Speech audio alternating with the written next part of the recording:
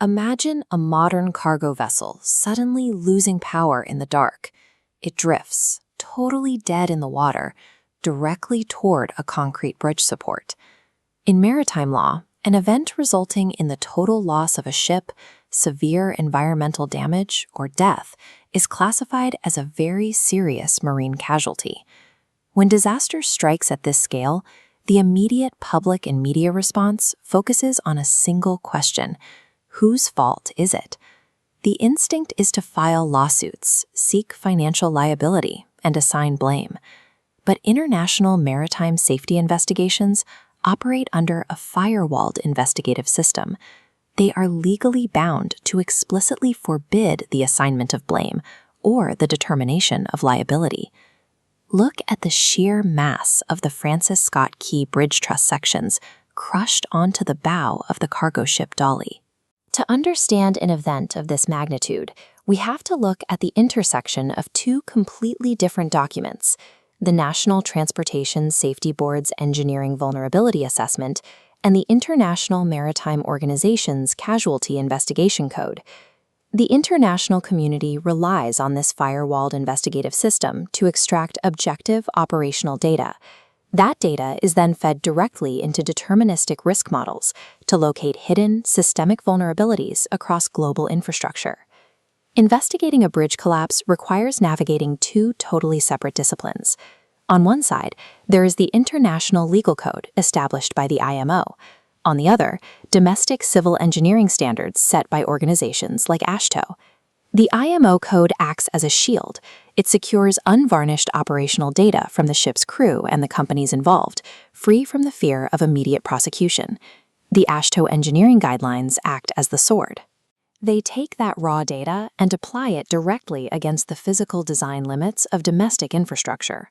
Ultimately, a bridge fails mathematically long before it fails physically. This legal protection is the reason engineers are able to obtain the uncorrupted data required to begin an engineering postmortem. The Dali incident presents an immense jurisdictional knot.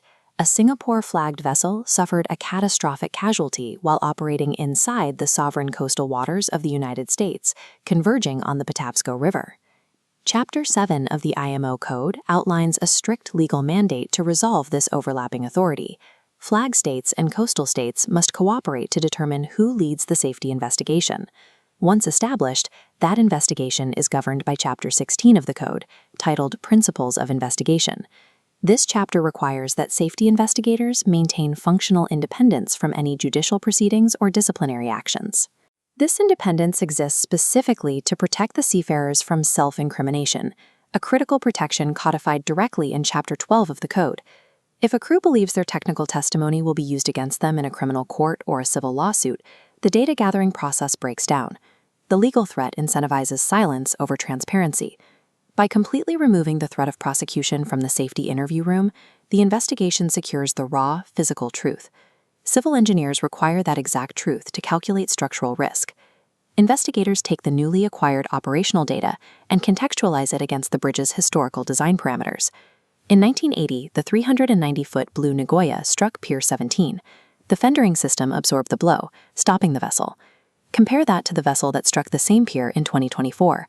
The 984-foot Dali's displacement and kinetic energy eclipsed the older vessel exponentially. While the ships navigating the channel grew exponentially larger and heavier, the Key Bridge's physical protections, its concrete dolphins and timber fendering, remained built to their original 1969 specifications. The physical concrete infrastructure is inherently static. When the kinetic energy of the global supply chain scales upward continuously over decades, that static infrastructure becomes a highly dangerous vulnerability. To quantify that vulnerability, engineers use the AASHTO Method 2 vulnerability assessment. This protocol was created in 1991 to mathematically calculate the risk of an outdated bridge collapsing. This assessment relies on a core equation. Annual frequency of collapse equals the product of 5 variables.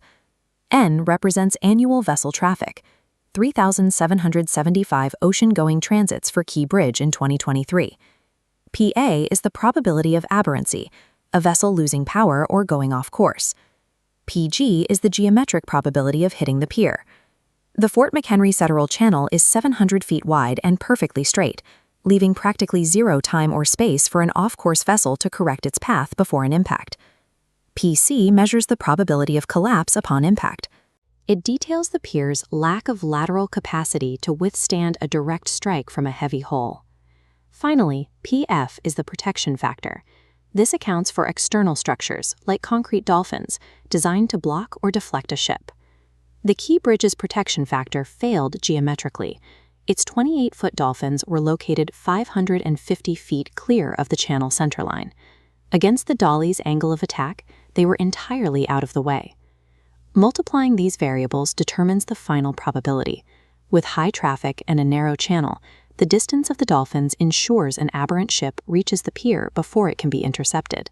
Following the collapse, NTSB investigators took all the operational data secured under the IMO framework and ran it through the Method 2 equation to find the true annual frequency of collapse. The AASTO acceptable threshold for a critical and essential bridge is a probability rating of 0.0001. Look at this comparison. At the time of the Dali impact, the calculated rating for the Key Bridge was 0.0029. That rating means the bridge was operating at nearly 30 times the acceptable limit for a catastrophic collapse. The Key Bridge did not suddenly become unsafe the night of the crash. It operated far outside its mathematical safety margins for years before the physical structure gave way. This massive discrepancy in Baltimore is not a singular anomaly. This map illustrates a broader discovery by the NTSB. 68 other bridges across the United States that are currently frequented by massive ocean-going vessels. These 68 bridges share a critical flaw. They were all constructed before the 1991 AASHTO guidelines, and they have not undergone updated vulnerability assessments.